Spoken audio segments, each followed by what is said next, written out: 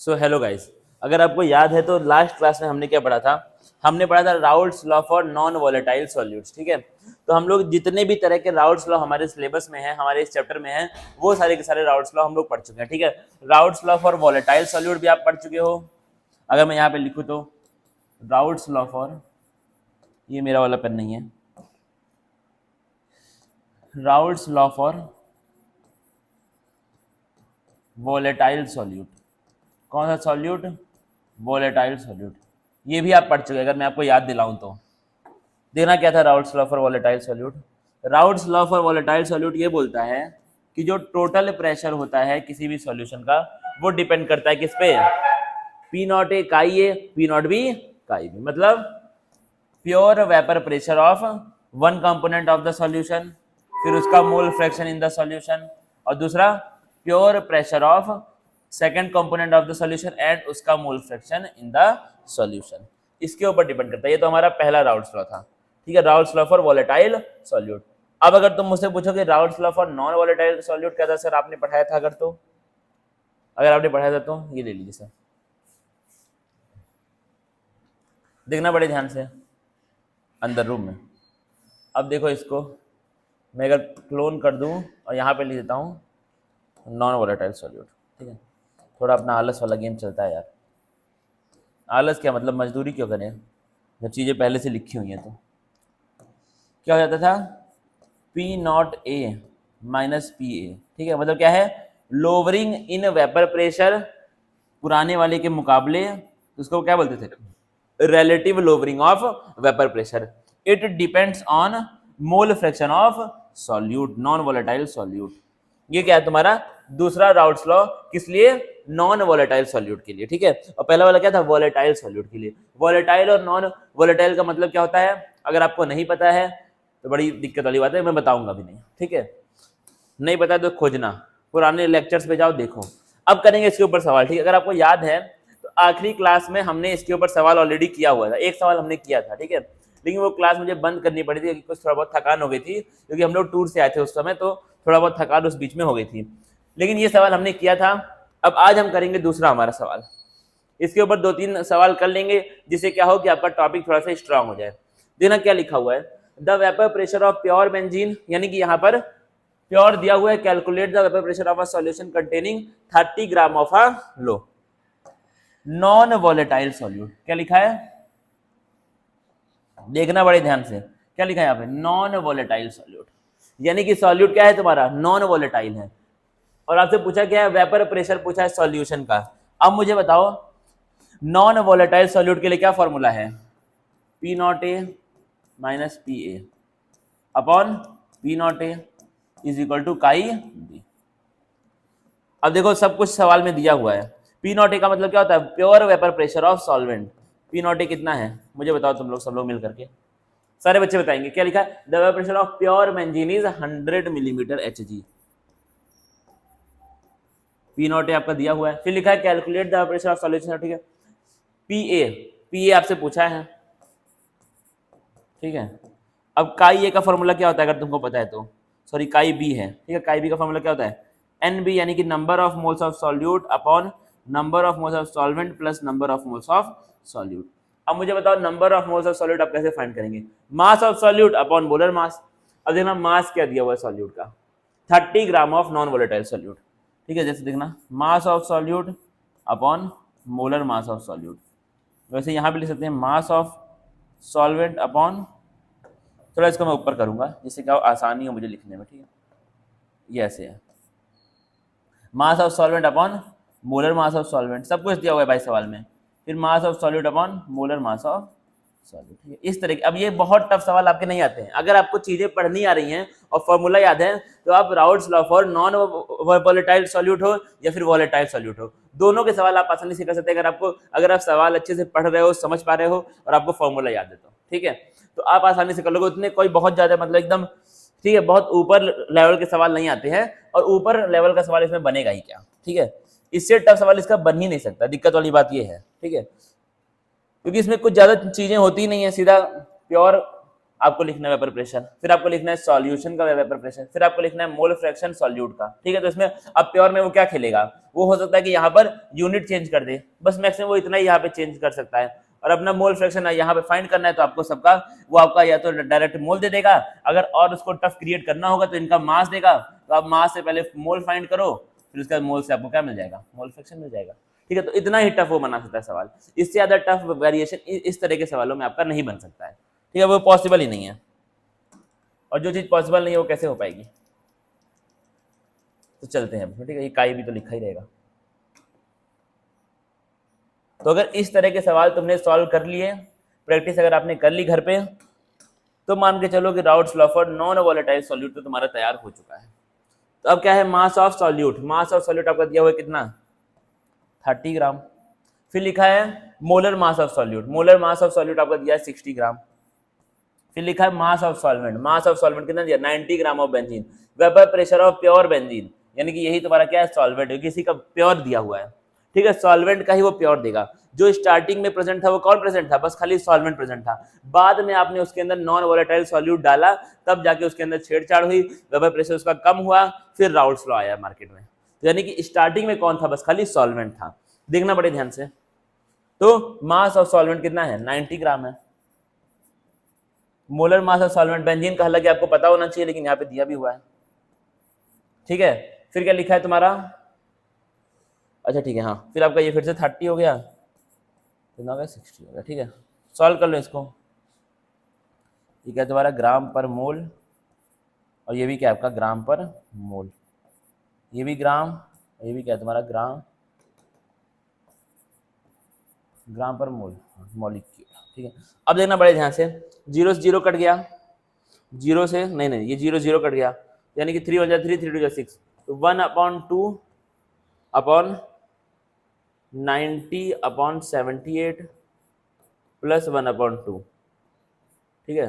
3 to 6, 3 से, हाँ 30 हो जाएगा ये तुम्हारा, 3 टू 6, 3 6 18, 26, 2 से काटोगे, चलो काट दो, 2 15 और 2 13, तो ये तुम्हारा कितना होगा 15/13, तो 0.5, 13 को डिवाइड कर लो यार 15 से, इतना नहीं आता है क्या तुमको, 1.1 आ गया, 0.5।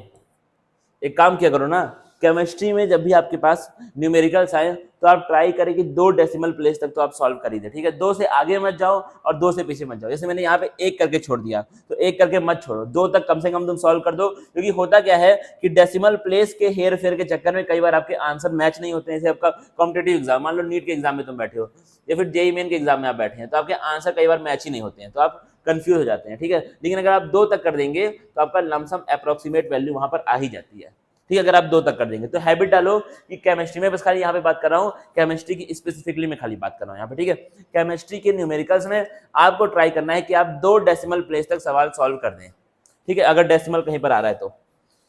ये 1.1 हो गया, तो 3 13 ही होता है, अच्छा 7 हो गया ये तुम्हारा, ठीक है। तो 13 5 60 1.15 ही होगा, ये कितना हो जाएगा तुम्हारा 1.15 प्लस 0.5, तो 1.5 हो गया, 1.65 ही आपका हो गया, 1.65। इसको काटो, इसको काटो, यहाँ पे 0 बढ़ा दो, 50/165 तुम्हारा आ रहा है, ठीक है। पी नॉट ए वो सब कुछ दिया हुआ है, आगे बढ़ जाते हैं इसमें, 50/165, ठीक है, P nought A minus P A.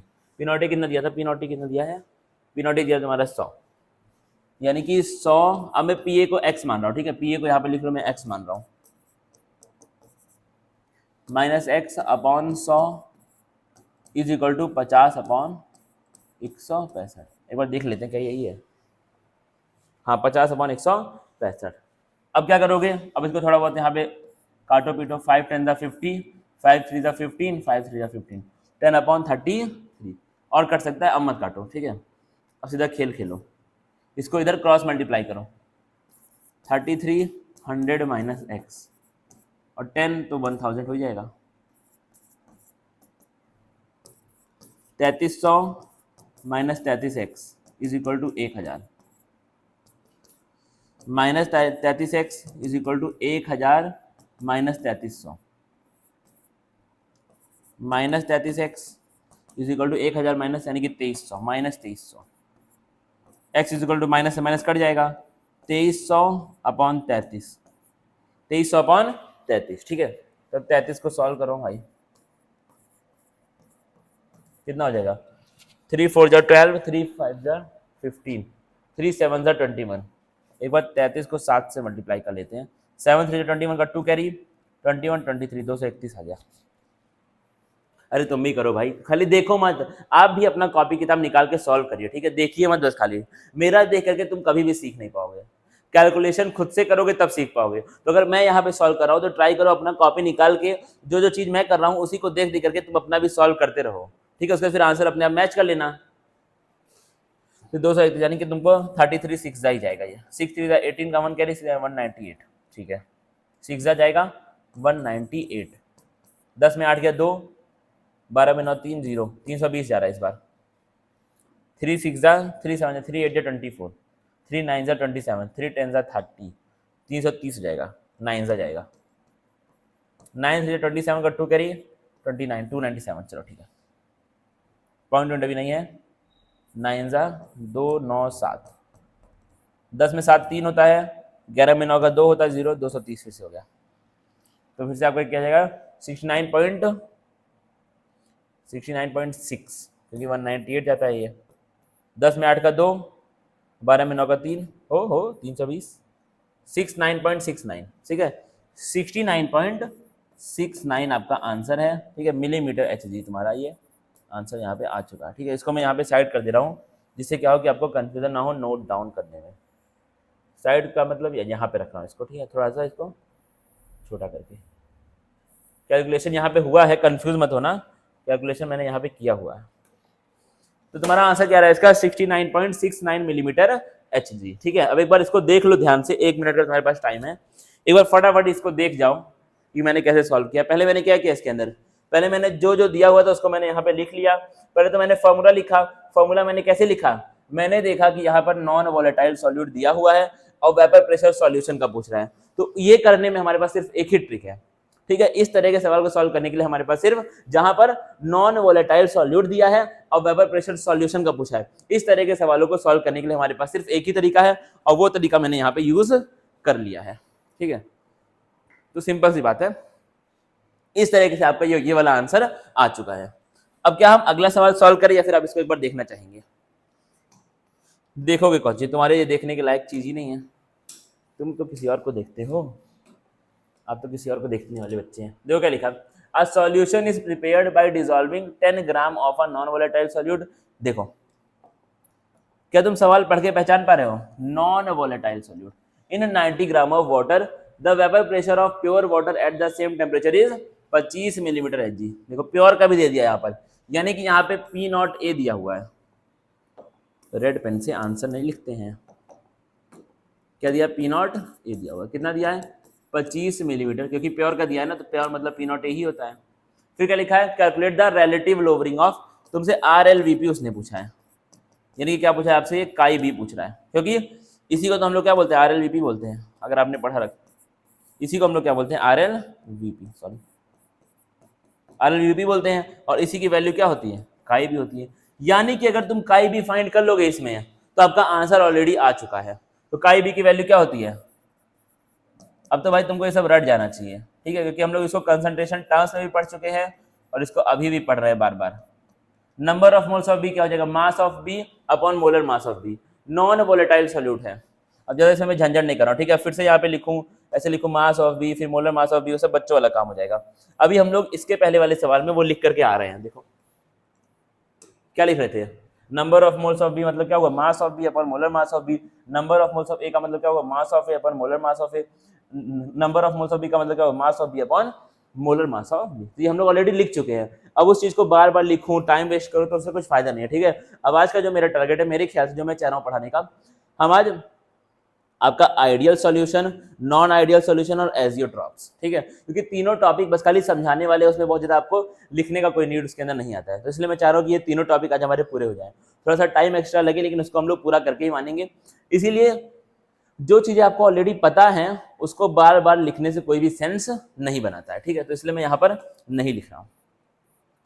I hope आप मेरे साथ हैं इस चीज में, नहीं भी हैं तो क्या ही है, हर कोई थोड़ी साथ रहेगा, ठीक है। तब क्या है, number of moles of B, B कितना दिया भाई 10 ग्राम दिया हुआ है, और मोलर मास भी बी का है कितना 60। Number of moles of A 90 gram, molar mass A का सबको पता होगा पानी है मेरे भाई 10/6, 60 सॉरी, 0 0 कट गया, 0 से नहीं कटेगा, 0 0 कट गया, 1/6 18 25 90 होता है, अगर किसी को नहीं पता है तो 5 + 1/6, 1/6, ठीक है 6 हो जाएगा आपका, ये नीचे 1 होता है, 30 + 1, ऐसे भी सॉल्व कर सकते हैं ना इसको, 6 30 30 + 1 मैडम बचपन में सिखाती हैं, अगर आपको याद है तो ऐसे बोलते हैं ना, इसको इससे मल्टीप्लाई करो जोड़ दो 31/6 हो जाएगा, वैसे भी कर सकते हो, तुम्हारी मर्जी तुम्हारी मैडम। अब क्या है 31/6 is equal to 1/6 multiply by 6/31, यानी कितना गया 1/31, ये क्या आ गया तुम्हारा मोल फ्रैक्शन ऑफ बी आ चुका है 1/31। कुछ गलती मुझसे तो नहीं हुई है ना,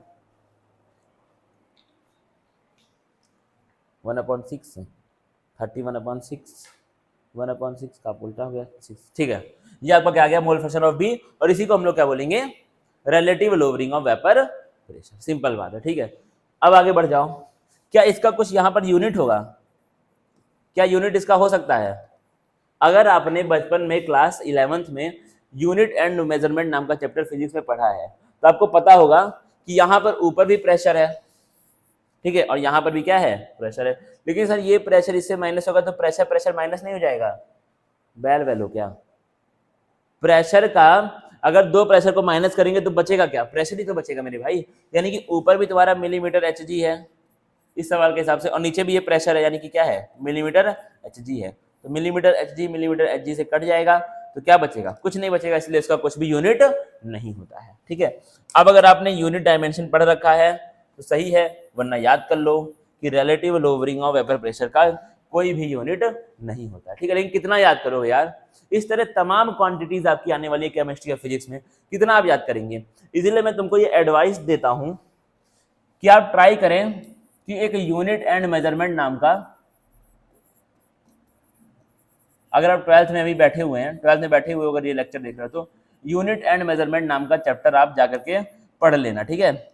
इस चैनल पे भी उसके लेक्चर्स पढ़े होंगे, तो आप चैनल में जाएं, थोड़ा बहुत सर्च करो, थोड़ा बहुत खंगालो, वरना मैं सर से बोल दूंगा कि डिस्क्रिप्शन में इसको, इस वीडियो के डिस्क्रिप्शन में उसको लिंक्स को डाल देंगे इस चैप्टर के, ठीक है। ये चैप्टर तुम जरूर से जरूर पढ़ लेना, क्योंकि ये बहुत काम आने वाला है। यूनिट एंड मेजरमेंट और वेक्टर और बेसिक मैथ, ये तीनों फिजिक्स की जान है, 11th 12th के फिजिक्स की जान है, तो आप इस चैप्टर को तो कम से कम पढ़ ही लो, बहुत आसानी तुमको मिलने वाली है अगर तुम ये चैप्टर पढ़ लोगे तो, ठीक है। यूनिट आप देख करके जान जाओगे, खाली फॉर्मूला देखो यूनिट बताओ, यूनिट तुमको एक भी याद करना पड़ेगा ही नहीं, फॉर्मूला देखो यूनिट बताओ, बात खत्म हो जाएगी, ठीक है। तो आप ट्राई करें कि इस चैप्टर्स को पढ़ लें पहले ही। अब देखना अगला हमारा क्या है, ये हमारा सवाल सॉल्व हो चुका है। अब हम बढ़ते हैं कहां पर, अब हम बढ़ते हैं कहां पे आइडियल सॉल्यूशन पे, ठीक है। हेडिंग तो हमारी डली हुई है ऑलरेडी, इसको मैं मिटा रहा हूं। अब देखना आइडियल सॉल्यूशन का मतलब क्या होता है, बड़े ही ध्यान से। आइडियल सॉल्यूशन का मतलब क्या, मेरी बात को सुनना बड़े ध्यान से, आराम सुनना। आइडियल का मतलब क्या, जो एकदम परफेक्ट हो, बिना किसी खामियों वाला, जिसके अंदर कोई भी गलती हो ही ना, मतलब एकदम एक्सट्रीमली परफेक्ट जिसको हम लोग बोलते हैं, उसका मतलब क्या होता है आइडियल होता है। अब समझना मेरी बात को, एक आइडियल सॉल्यूशन वो सॉल्यूशन होता है जो किसी भी टेम्परेचर पे, किसी भी प्रेशर पे राउट्स लॉ को फॉलो करे, मतलब हालात कुछ भी हो लेकिन मुझे मेरे काम से नहीं हटना है। जैसे कोई बच्चा है, ठीक है, मान लो कोई बच्चा होता है, ठीक है। अब आप अगर आपने देखा होगा अभी जल्दी ही रिजल्ट आया क्लास 10th और 12th का, ठीक है, अभी एकदम जल्दी 2 4 5 10 दिन पहले क्लास 10th और 12th का रिजल्ट आया है। उसमें कई बच्चों का 99.6% है, 99.4% है, 99% है, ठीक है। ये परसेंटेज वाले बच्चे मैंने देखे हैं इस बार रिजल्ट में।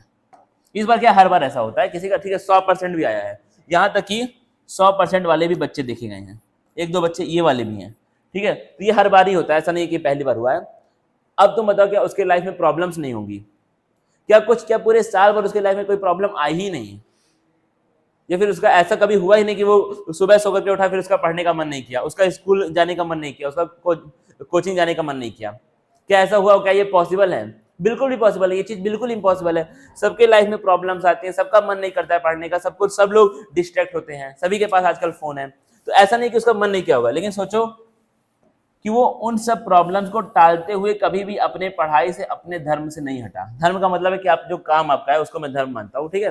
वो ये सब प्रॉब्लम्स आने के बाद भी अपने जो काम है, जो उसको दिया गया है, जो उसने सोच करके रखा है, जो सपना उसने साल के स्टार्टिंग में सोचा था, वो उस चीज से पूरे साल भर नहीं हटा। वैसे ही होता है हमारा आइडियल सॉल्यूशन। कुछ हो जाए, कंडीशन कुछ कर दो, टेम्परेचर कुछ कर दो, प्रेशर कुछ कर दो, लेकिन वो राउट्स लॉ जो बोल रहा है उससे वो हटने वाला नहीं है। अगर राउट्स लॉ ने बोला है कि ये सॉल्यूट डालने पर इतना प्रेशर घटेगा, तो उतना ही घटेगा। अगर राउट्स लॉ बोल रहा है कि आप सॉल्यूट डालते रहो, डालते रहो, डालते रहो, डालते रहो, प्रेशर आपका घटेगा ही नहीं, तो नहीं घटेगा। हालांकि घटता है जनरली, लेकिन मान लो अगर वो बोल रहा है तो नहीं घटेगा। तो इसी को हम लोग क्या बोलते हैं? Ideal solution. मतलब कुछ भी हो जाए, कुछ टेम्परेचर हो, कुछ प्रेशर हो, लेकिन आपका वहां पर राउट्स लॉ के अकॉर्डिंग ही चेंज होगा, अपने हिसाब से कोई भी चेंज होने वाला नहीं है। तो हम लोग लिख लेते हैं इसकी डेफिनेशन। क्या हो जाएगा भाई डेफिनेशन? द सॉल्यूशन दैट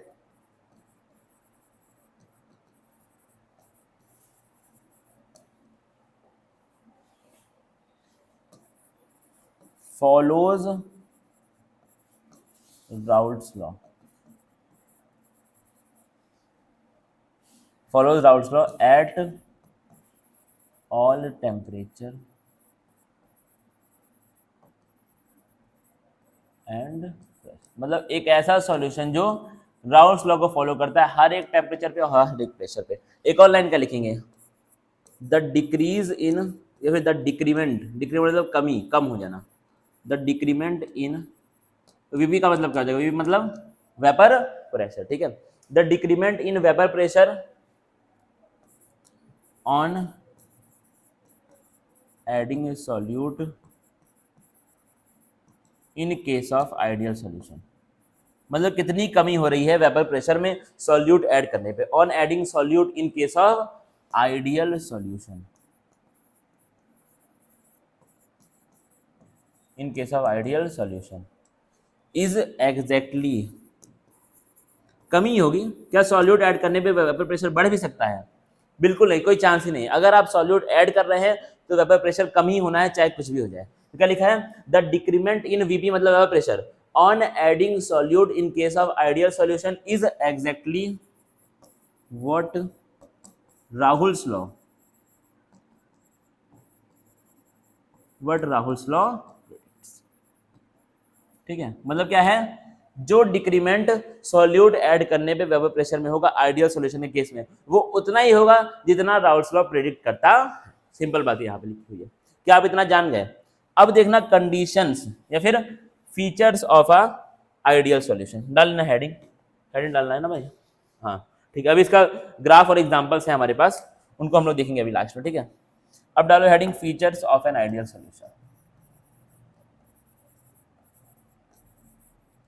ये बड़े इंपॉर्टेंट फीचर्स हैं और एग्जाम में पूछता है भाई, इसलिए मैं बोला हूँ कि इसके एग्जाम्पल्स और इसके फीचर्स ये सब एग्जाम में आते हैं। तो क्या लिखा है? Features of ideal solution. देखना क्या क्या फीचर्स हैं।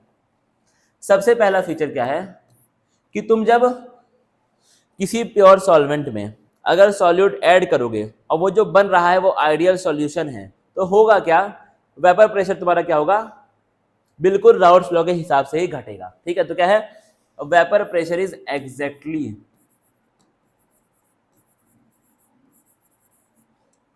व्हाट राउल्ट्स लॉ, ठीक है।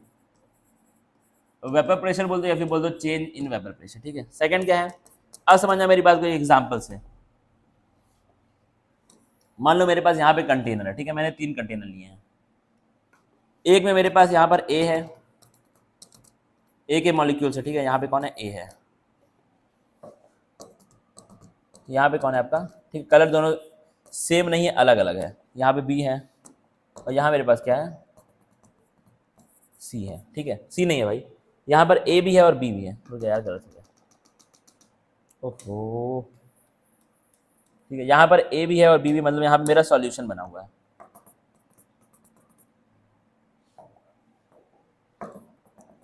यहाँ पर ए भी है और बी भी। अब समझना मेरी बात को बड़े ध्यान से। जब यहाँ पे बस खाली ए के मॉलिक्यूल्स हैं, तो यानी कि ए और ए के बीच में बॉन्ड होगा, जाहिर सी बात है।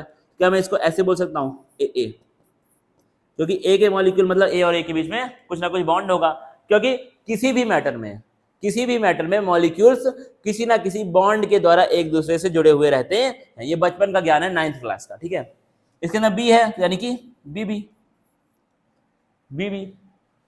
इसके अंदर क्या होगा, इसमें मैंने क्या किया, ए और बी को मिक्स कर दिया, यानी कि यहां जो बॉन्ड बनेगा कैसे बनेगा, ए और बी के बीच में। क्या ये बात ठीक है?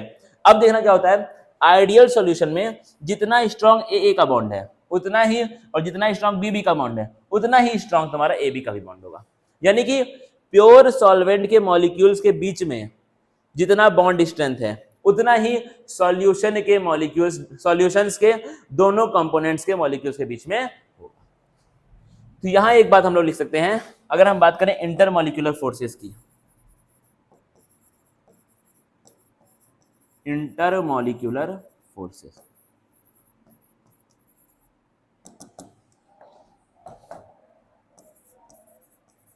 The bond strength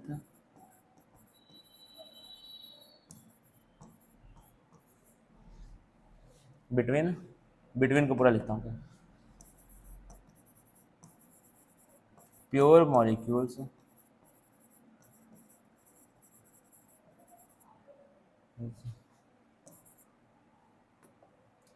in between pure molecules is equal to bond strength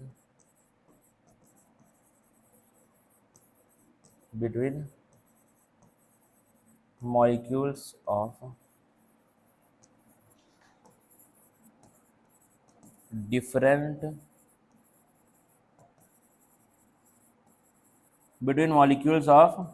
different components of solution, between molecules of different components of solution. मतलब समझना मेरा यहाँ बड़े ध्यान से, क्या लिखा है, the bond strength between pure molecules is equal to bond strength between molecules of different components of solution. इसको लिखो ए बी और यहाँ पे लिखो आप, इसलिए मैंने जगह यहाँ पे छोड़ी है ए या फिर बी बी। जितना स्ट्रॉन्ग क्या है, प्योर मॉलिक्यूल्स के बीच का बॉन्ड है, उतना ही जो दोनों कंपोनेंट्स हैं सॉल्यूशन के अंदर उनके बीच का भी बॉन्ड आपका उतना ही स्ट्रॉन्ग रहेगा। अब तीसरी बात करते हैं यहाँ पर। तीसरी बात यह है कि जब हम लोग इन दोनों कंपोनेंट्स को आपस में मिक्स करके यहाँ पर सॉल्यूशन बनाते हैं तो होता क्या है, वॉल्यूम के अंदर कोई भी चेंज देखने को नहीं मिलता है, क्योंकि इतना स्ट्रॉन्ग बॉन्ड बनता है जितना स्ट्रॉन्ग बॉन्ड ये है। ठीक है, अगर ये बॉन्ड वीक होता तो मॉलिक्यूल दूर दूर होते तो वॉल्यूम बढ़ जाती, अगर ये बॉन्ड इस वाले से स्ट्रॉन्ग होता तो मॉलिक्यूल पास वाले से तो वॉल्यूम घट जाती। ठीक है, ऐसा होता, लेकिन बॉन्ड क्या है, एग्जैक्टली उतना ही स्ट्रॉन्ग है जितना ये वाला बॉन्ड स्ट्रॉन्ग है, इसलिए क्या होगा, वॉल्यूम में कोई भी चेंज हमको देखने को नहीं मिल रहा है। तो लिख देते हैं delta we mixing, delta we mix, यानी कि मिक्स करने पे वॉल्यूम में क्या चेंज दे रहा है, इज इक्वल टू 0। और समझना, ये जो बॉन्ड बन रहा है ना स्ट्रॉन्ग बन रहा है ना वीक बन रहा है, जैसा पहले था वैसे ही अब भी है, यानी कि ना यहाँ पर हीट एब्जॉर्ब होगी ना यहाँ पे हीट रिलीज होगी। और किसी भी रिएक्शन में जो हीट एब्जॉर्ब होती है या फिर हीट रिलीज होती है, जो भी हीट का चेंज होता है उसको हम लोग क्या बोलते हैं, थर्मोडायनेमिक्स क्लास 11 याद करो, थर्मोडायनेमिक्स क्लास 11 लेके जा रहा हूं तुमको पीछे। क्या बोलते हैं उसको हम लोग बोलते हैं एंथैल्पी।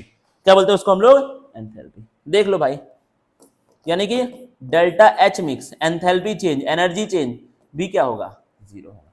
बात खत्म हो गई। ये तुम्हारा क्या हो गया, आइडियल सॉल्यूशन।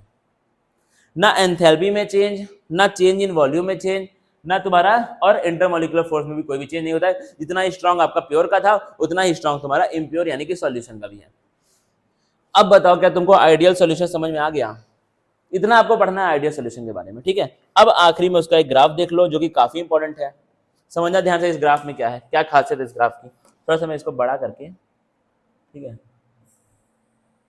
बड़ा करता हूँ, हाँ ठीक है, चलो ठीक है, बहुत है। चलो अब देखना बड़े ध्यान से इस ग्राफ का। ये ग्राफ तुमको दिख रहा है, वह मैं भी देख लूँ अपने एंगल से, ठीक है। बिल्कुल आपको ये ग्राफ क्या है वो परफेक्टली दिखाई दे रहा है। थोड़ा ये फ्लिकर टाइप का,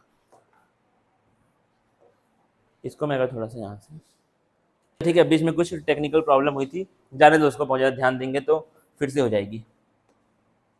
उसका नाम लेंगे तो वो आ जाएगा, इसलिए उसका नाम ही नहीं लेंगे। देखना क्या लिखा, आइडियल सॉल्यूशन। अब देखो बड़े ध्यान से इस ग्राफ को समझना, ठीक है। इस ग्राफ को प्लीज कॉम्प्लिकेट मत करना। क्या करते हैं बच्चे, इस ग्राफ को बड़ा कॉम्प्लिकेट करते हैं, क्योंकि होता है कि आपने बेसिक मैथ आप पढ़ के आए होते हैं 11 में, उसे पूरा ग्राफ ये पैराबोला हाइपरबोला, ठीक है। इसलिए क्या करते हैं बच्चे, समझते हैं कि यार इसमें भी ऐसा कुछ बहुत टिपिकल होगा, इसको भी एकदम समझेंगे। कुछ नहीं भाई, जितना बता रहा हूँ खाली तुमको उतना समझना है, ठीक है। ग्राफ से वो सवाल नहीं पूछता है तुमसे, ग्राफ का स्लोप नहीं पूछेगा, ठीक है। ग्राफ का तुमसे वो वाई इंटरसेप्ट नहीं पूछेगा, तुमसे सीधा वो पूछेगा कि भाई ग्राफ ड्रॉ करके दिखा, आइडियल सॉल्यूशन का ग्राफ तू ड्रॉ करके दिखा दे, ये सवाल आता है, ठीक है। या फिर ग्राफ दे देगा, बोलेगा बताओ ये आइडियल सॉल्यूशन है कि नॉन आइडियल सॉल्यूशन है, कि पॉजिटिव डेविएशन है कि नेगेटिव डेविएशन है, वो तुमसे ये पूछता है, ठीक है। कभी भी वो आपसे ग्राफ, ऐसा नहीं है ग्राफ के अंदर से सवाल पूछेगा, ऐसा नहीं करता है, ठीक है। तो इसलिए मैं जो बोल रहा हूं उतना तुमको इस ग्राफ को पढ़ना है। देखो बड़े ध्यान से, एक्स एक्सिस पे तुम्हारा क्या है, मोल फ्रैक्शन है, एक्स पे कौन है आपका, मोल फ्रैक्शन है, और वाई पे कौन है तुम्हारा, वेपर प्रेशर है। अब समझना मेरी बात को बड़े ध्यान से, थोड़ा सा मोटा कर लेते हैं। यहां से क्या किया मैंने, काई ए लिखा हुआ है, काई ए मतलब प्योर सॉल्वेंट है किसका, ए का, काई ए इज इक्वल टू 1 आ गया, काई ए इज इक्वल टू, सॉरी काई ए इज इक्वल टू 1 आ गया, मतलब क्या हुआ, बस खाली अभी जो तुम्हारे पास जो भी कंटेंट आपके पास प्रेजेंट है उस वेसल के अंदर, उस बर्तन के अंदर, उसमें बस खाली ए ही है, क्योंकि काई ए इज इक्वल टू 1 यानी कि काई भी क्या है, 0 है, काई भी क्या है, 0, यानी कि बस खाली ए प्रेजेंट है। तो जब बस खाली ए प्रेजेंट है उस समय वेपर प्रेशर कितना होगा, पी नॉट ए होगा, जाहिर सी बात है। वैसे ही यहाँ पे क्या किया, आगे बढ़ाया, काई ए इज इक्वल टू 0 हो गया, यानी कि बस खाली कौन है, काई भी, यानी कि बस खाली बी प्रेजेंट है, उस टाइम पी नॉट बी होगा। अब देखना, जब हम लोग इसका सॉल्यूशन बनाएंगे, यानी कि दोनों को जब मिक्स करेंगे तो क्या होगा, वेपर प्रेशर बढ़ेगा या फिर घटेगा, क्या होगा, वेपर प्रेशर तुम्हारा तुमको घटता हुआ दिखाई देगा, जो कि आपको यहाँ पर दिख भी रहा है, ठीक है। सिंपल बात है, यहां से उठाओ वहां तक लेके जाओ, यहां से उठाओ वहां तक लेके जाओ। क्यों ऐसा हुआ, मैं इसको नीचे ही क्यों ले गया, क्योंकि ये नीचे जा रहा है, एक टाइम के बाद ये क्या हो जा रहा है, 0 हो जा रहा है। जब क्या हुआ, जब ए बचा ही नहीं तो ये क्या हो गया, 0 हो गया। वैसे ही जा रहा है, एक टाइम के बाद क्या हो गया, 0 हो गया, जब बचा ही नहीं तो 0 हो गया, बात खत्म। अब क्या करना है तुमको, अब ये याद रखना कि दोनों का लेवल बराबर मत बनाना, ठीक है, क्योंकि दोनों का वेपर प्रेशर कभी भी बराबर, दो लिक्विड्स का, दो अलग अलग सॉल्वेंट्स का प्योर फॉर्म में वेपर प्रेशर जनरली बराबर नहीं हो सकता है, इसलिए यहां पर भी उसने बराबर नहीं किया है। तो दोनों को ऊपर नीचे बनाना, ठीक है, ए को या तो ऊपर कर देना है फिर बी को ऊपर कर देना, ठीक है। वो मैटर नहीं करता कि आप किसको ऊपर कर रहे हैं, किसी भी एक को ऊपर कर देना। फिर इन दोनों को जब तुम जोड़ दोगे तब तुम्हारा क्या आ जाएगा, टोटल प्रेशर आ जाएगा, टोटल वेपर प्रेशर। टोटल का मतलब क्या होता है, P A plus P B, ठीक है। P T is equal to क्या होता है, P A plus P B, total vapour pressure is equal to components का पार्शियल प्रेशर। सिंपल बात है। अब आपको एग्जांपल इसके याद होने चाहिए, वो मस्ट है, ठीक है। एग्जांपल याद करना तुम्हारे लिए क्या है, मस्त है। अब देखो एग्जांपल का फायदा क्या है, अगर तुमको आइडियल सॉल्यूशन के एग्जांपल पहचानने हैं, ठीक है, सिंपल। बस खाली मैं एक चीज बोल रहा हूँ यहाँ पे, बस खाली अगर आपको आइडियल सॉल्यूशन के एग्जांपल्स पहचानने हैं तो एक ट्रिक है, जो भी उसके अंदर एग्जांपल में दिया होगा वो दोनों कंपोनेंट्स क्या होंगे, सेम होंगे, ठीक है। दोनों क्या होंगे दिखने में, जैसे आपका हेप्टेन हो गया तो हेप्टेन के साथ हेक्सेन होगा, हेप्टेन के साथ हेक्सीन होगा, टॉल्विन के साथ बेंजीन होगा, मतलब क्या वो भाई बहन या फिर भाई भाई आपको दिखाई दे देंगे वैसे देख करके ही, ठीक है। तो अगर ऐसे हैं तो मतलब आंसर क्या है, तुम्हारा आइडियल सॉल्यूशन है। तो इसके तुमको एग्जांपल्स याद भी नहीं करने हैं, ठीक है, इसके तो याद नहीं है। बेंजीन के साथ कौन है, टॉल्विन है, हेक्सेन के साथ कौन है, हेप्टेन है, ethyl bromide, ethyl iodide, chlorobenzene, bromobenzene, CCl4, SiCl4, या फिर सारे के सारे डाइल्यूट सॉल्यूशंस, सारे के सारे डाइल्यूट सॉल्यूशन। डाइल्यूट का मतलब क्या होता है, ठीक है, सॉल्वेंट ज्यादा सॉल्यूट। अब बढ़ते हैं हमारे अगले टॉपिक पे, वो टॉपिक का नाम क्या है, आइडियल का उल्टा कौन होता है, नॉन आइडियल सॉल्यूशन। कौन होता है, नॉन आइडियल सॉल्यूशन। एक बार देख लो भाई, बड़ा छोटा लिखा नहीं, सही है, चलो कोई बात नहीं।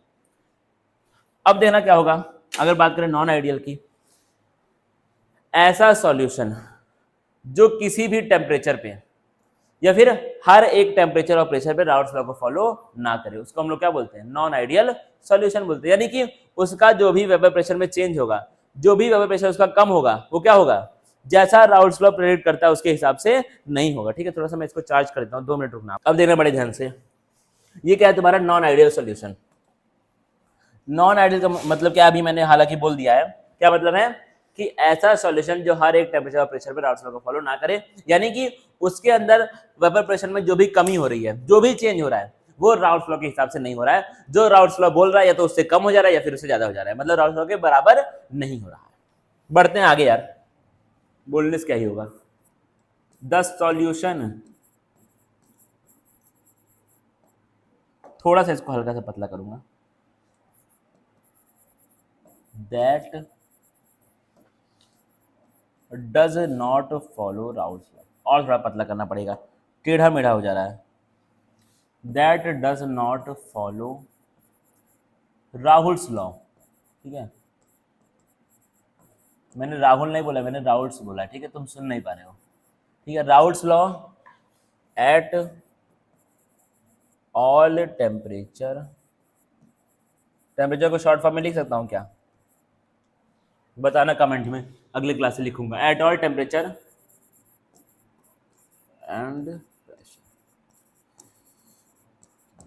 तो क्या लिखा है, the solution that does not follow Raoult's law at all temperature and pressure, मतलब क्या होगा, इन दिस सॉल्यूशन, इस तरह के सॉल्यूशन में क्या होता है, the results is not according to, the result is not, और थोड़ा पतला कर दिया, is not according to what Raoult's law in these solutions, the result is not according to what Raoult's law predicts, जो राउल्ट लॉ प्रेडिक्ट करता है उसके according result यहाँ पर नहीं आता है। इस तरह के सॉल्यूशन को हम लोग क्या बोलते हैं, नॉन आइडियल सॉल्यूशन। अब नॉन आइडियल सॉल्यूशन दो टाइप के होते हैं, एक आपका क्या है, इस तरह का ग्राफ तुमने एनसीईआरटी में देख रखा होगा, क्या है, positive deviation from Raoult's law, ठीक है। ग्राफ देखेंगे लास्ट में, एग्जाम्पल भी यहाँ पे प्रेजेंट है, पहले पढ़ लेते हैं इसके बारे में, ठीक है। एक नया स्लाइड में लूंगा, अब देखना क्या डालो हेडिंग। अब नॉन आइडियल सॉल्यूशन दो टाइप के हैं, तो यहां पे लिख लो, देयर आर टू वेरिएशंस, ठीक है, डेविएशन बोल सकते हैं या फिर वेरिएशन बोल सकते हैं। There are two variations in non ideal solution. Non ideal solution में क्या होती हैं, दो वेरिएशंस देखने को मिलती हैं। पहली वेरिएशन क्या है, positive deviation from Raoult's law, ठीक है, पॉजिटिव डेविएशन फ्रॉम कौन सा लॉ, राहुल्स लॉ। देखना बड़े ध्यान से इसका मतलब क्या है, अब समझना मेरी बात को, ठीक है। उसी वाले फिगर पे मैं जा रहा हूँ, ये वाले फिगर पे, ठीक है। अब ये आइडियल सॉल्यूशन का फिगर नहीं है, अब ये फिगर है नॉन आइडियल सॉल्यूशन का, ठीक है। समझना कैसे, क्या, क्यों और कब होता क्या है आपका, ठीक है। वहां पे मैं टाइमिंग देख रहा था लेक्चर की, ठीक है, नोट्स नहीं रखा है यहाँ पर। कमेंट, आजकल बच्चे बहुत ज़्यादा होशियार हो गए हैं, कहते सर नोट्स देख देख करके पढ़ा रहे हैं, मिलना कभी ऑफलाइन में। देखना क्या लिखा हुआ है, ये आपका क्या है, सॉल्यूशन ए है और ये क्या है, सॉल्यूशन बी है। अब समझना मेरी बात को, मान लो हुआ क्या, ये जो ए का बॉन्ड था, ये जो बी का बॉन्ड था, ठीक है, ये बॉन्ड जितना स्ट्रांग है उससे वीक बॉन्ड बन रहा है ए बी के बीच में।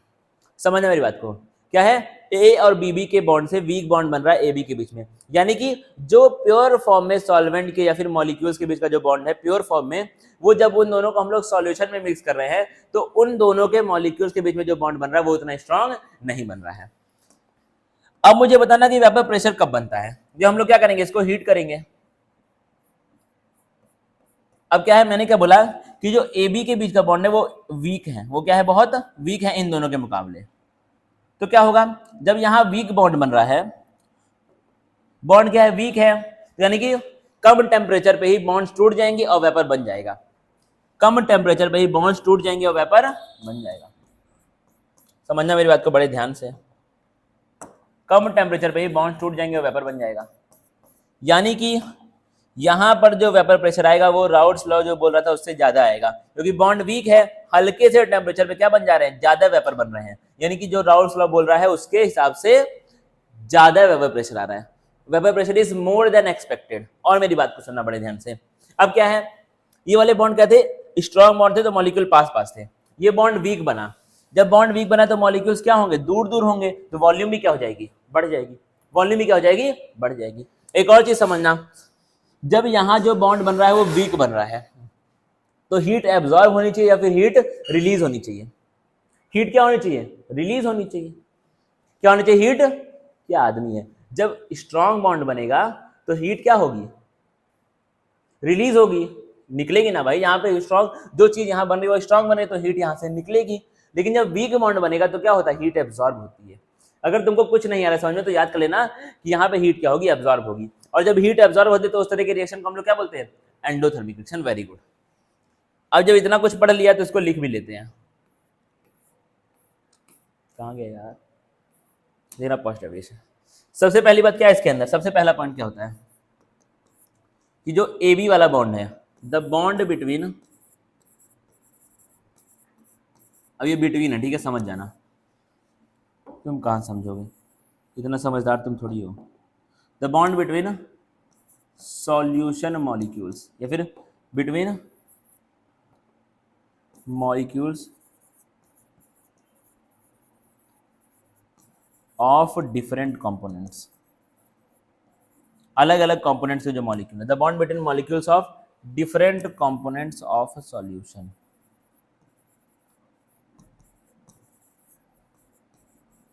Different components